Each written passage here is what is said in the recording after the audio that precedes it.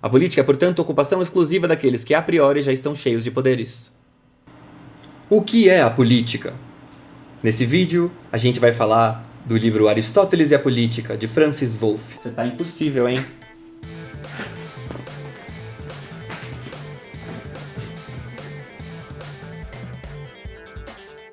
A vida mais elevada para o sábio é, com efeito, a vida contemplativa daquele que conhece, que dispensa qualquer participação na ação política, à margem da cidade, e dela espera apenas silêncio.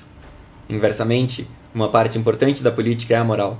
A ciência política, com efeito, tem como objeto, entre outros, estudar friamente as causas da grandeza e da decadência dos diferentes regimes, e pode-se utilizar tal conhecimento para elaborar políticas de manutenção da ordem ou para auxiliar qualquer poder, mesmo tirânico, a se salvaguardar.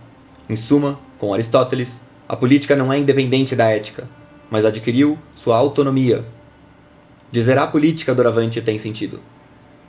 Com a política de Aristóteles, a filosofia pôs-se finalmente à altura da cidade, de seu lugar propriamente humano no mundo, e de seu lugar próprio no mundo das coisas humanas. Algo análogo à política os homens sempre fizeram, mas política mesmo é essa coisa consciente de si mesma, que acontece primeiro na Grécia. A política é a prática da polis, que se tornou consciente de si própria, ou inversamente, a investigação sistemática aplicada à polis. É, numa palavra, o livre pensamento de uma vida livre. Enquanto o político não se deu ao olhar dos homens como um objeto que se possa estudar e interrogar por ele próprio, os homens não fizeram política. Sem dúvida, antes do aparecimento da política já existiam sociedades, e os homens se acomodavam a elas, bem ou mal. Mas enquanto não pensaram aquilo que viviam como algo que pertencia a um domínio que chamamos de político, isso é, como algo que dependia deles, eles não poderiam especificamente falando fazer política. E a recíproca a fortiori é verdadeira. O que é a política? Nesse vídeo, a gente vai falar do livro Aristóteles e a Política, de Francis Wolff. Esse Wolff foi professor da minha professora na faculdade, que era a Yamin, na PUC de São Paulo. E eu tava lendo aqui ao vivo com o pessoal, e a lição geral que ele passa é de que só a política é determinada por aqueles aos quais a política é destinada. Em sentido estrito, a política são os negócios da polis. Esta palavra grega designa a urbe em oposição ao campo, mas também a civilização em oposição à barbárie. É uma entidade comunitária autônoma, a qual os habitantes têm consciência de pertencer, reconhecendo nela algo como sua pátria. Não viver numa cidade é, para um grego da época clássica, não viver politicamente, isto é, de maneira civilizada. O terreno político pertence para os gregos ao koinon, o comum, e abarca todas as atividades e práticas que devem ser partilhadas, isto é, que não devem ser o privilégio exclusivo de ninguém. Todas as atividades relativas a um mundo comum.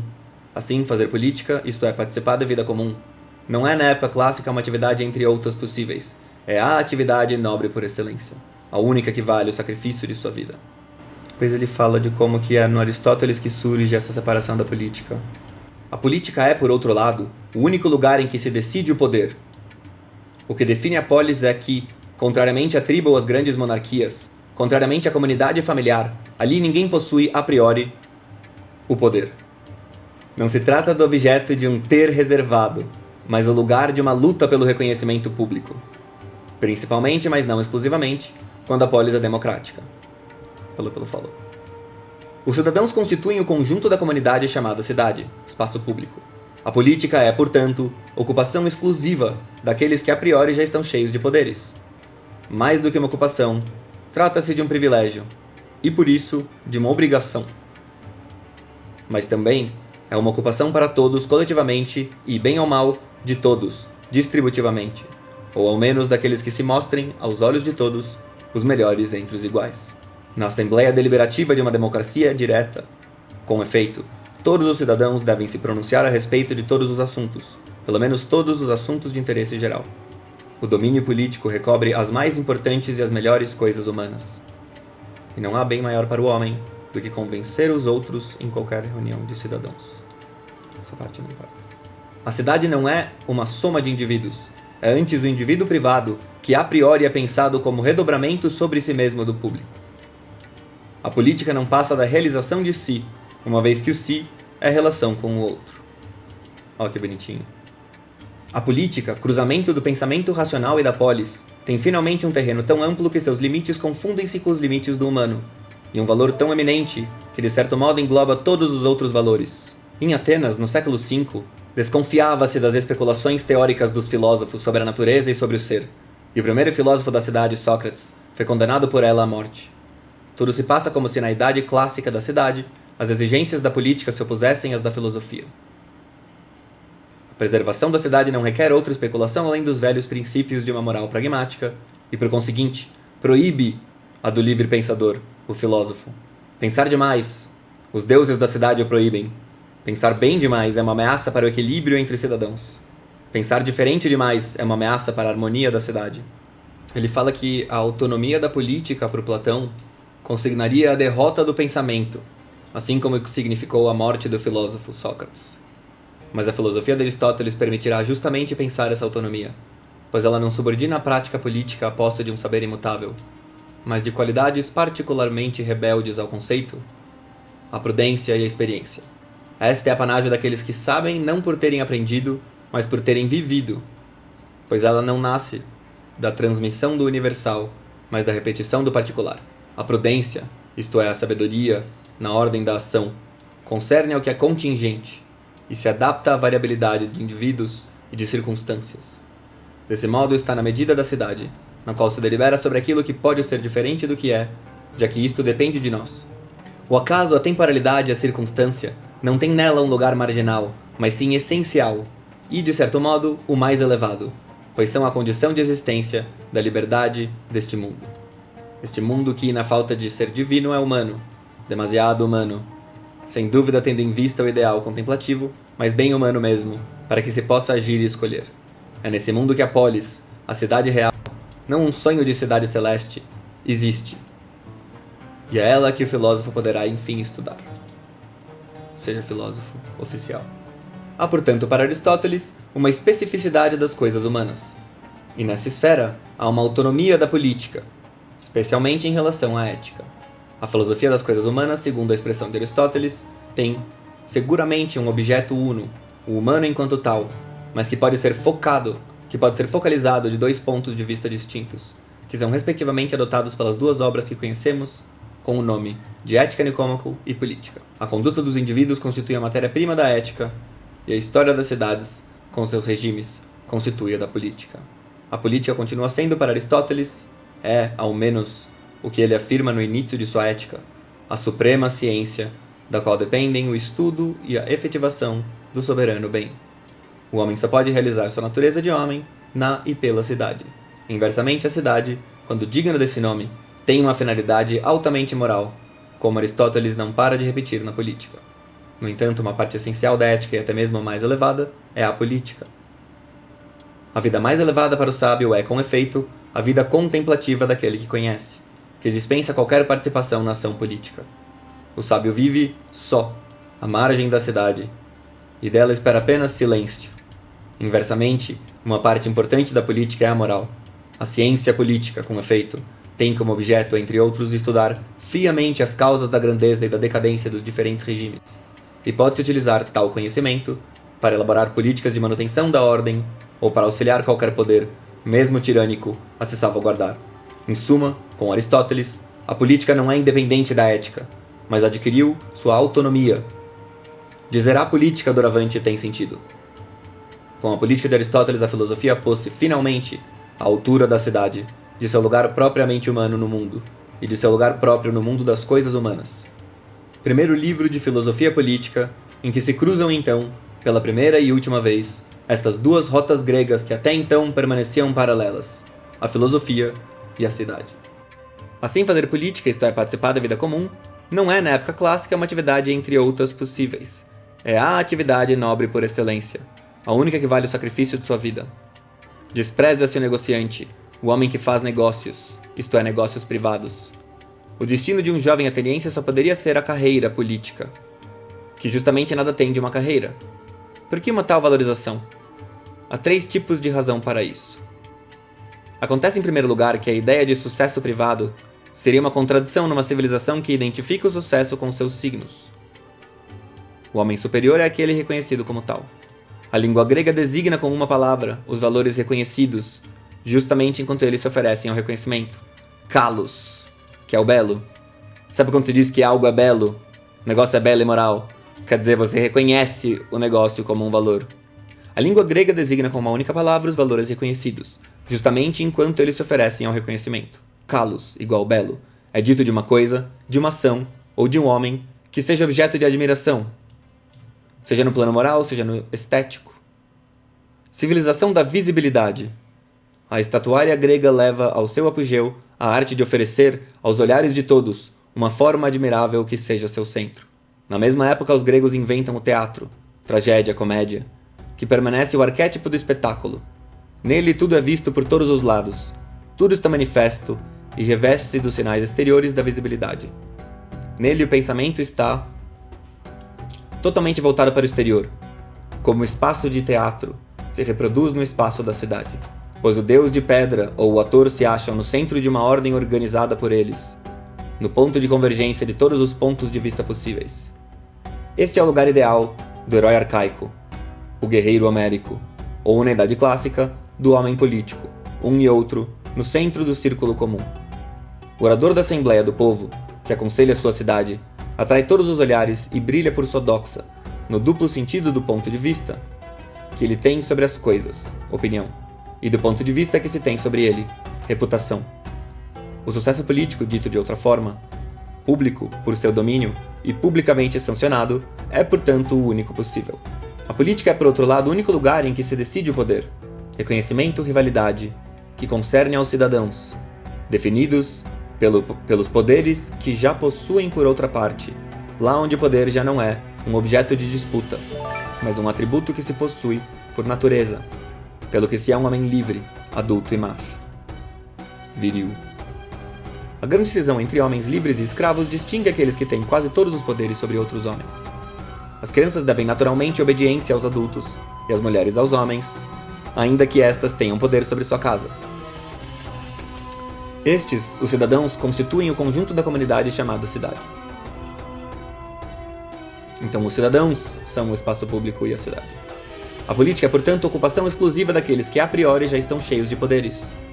Mais do que uma ocupação, trata-se de um privilégio, e por isso de uma obrigação.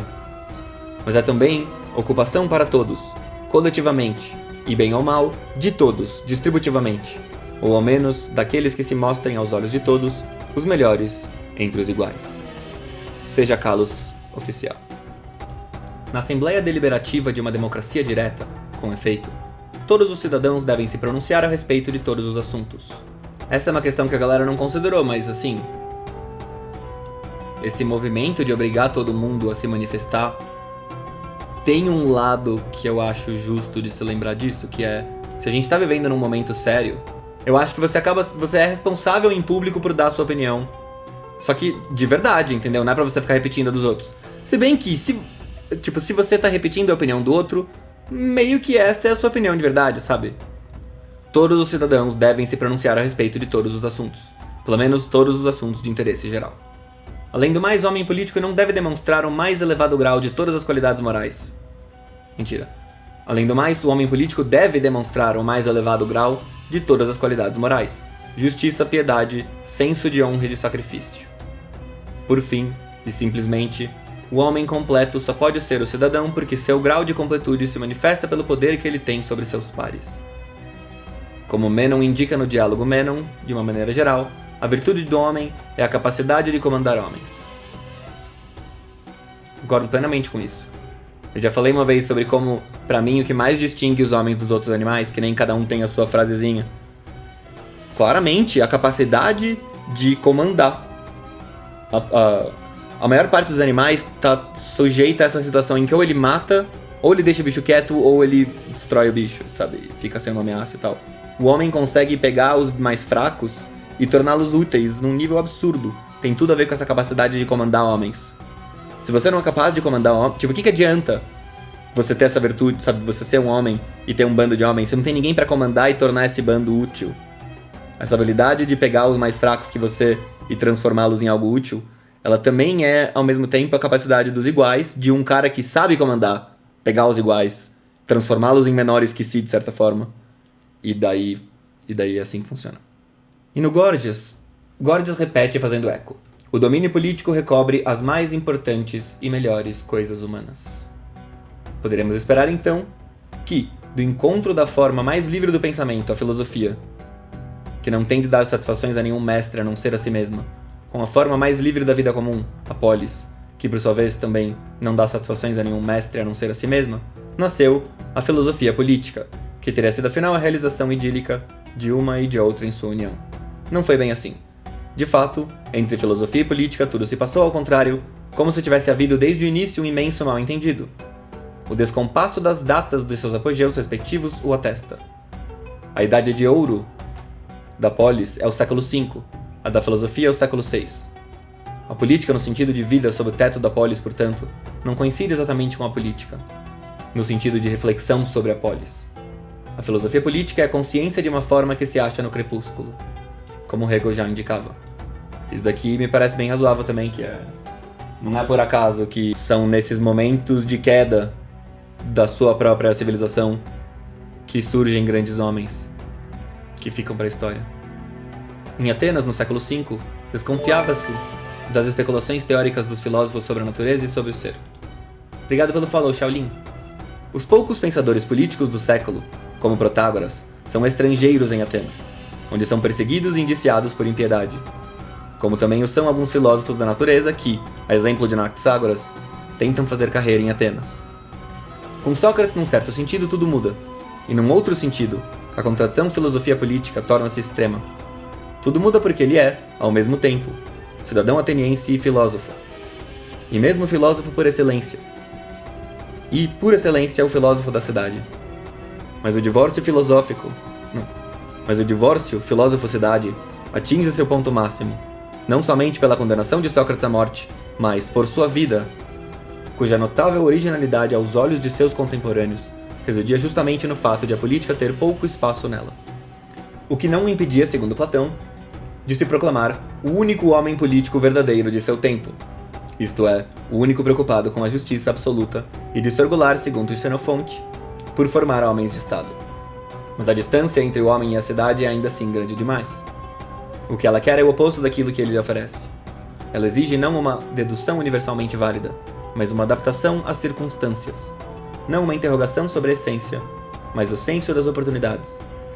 Não um enunciado de uma verdade sem concessões, mas a soma de pontos de vista múltiplos e discordantes. A esse título, os sofistas são os verdadeiros pensadores políticos do século V, e Protágoras é o verdadeiro representante da polis. Quanto ao filósofo, sua condenação à morte pela cidade acaba por consumar o divórcio e consigna a impossibilidade de uma filosofia política no grande século da cidade. É interessante isso daqui do Protágoras, porque, como eu já falei pra vocês, a gente herdou a visão enviesada dos filósofos. Os filósofos legaram a gente essa ideia de que os sofistas são tudo uns vendidos que nem acreditam em nada e tal. E não é bem assim. Na verdade, cada sofista tem a sua particularidade e, por exemplo, o Protágoras pode ser visto como um filósofo e não um sofista. Tenho razões para acreditar que tudo isso já estava em Aristóteles. Eu nunca vi nada nessa área que não fosse uma simples reexposição consciente ou inconsciente de alguma coisa que estivesse em Aristóteles. Com Aristóteles nós já entramos num mundo de questões que poderiam ser objeto de disputa acadêmica hoje, ao passo que não imaginamos muito discussões acadêmicas em torno dos temas das conversações socráticas, né? Você não vai espremer um sujeito para que ele diga o que é a justiça, o que é a moral, o que é o bem, né? Sobre o que é o bem. Mas em Aristóteles existem muitas investigações que são de uma atualidade impressionante.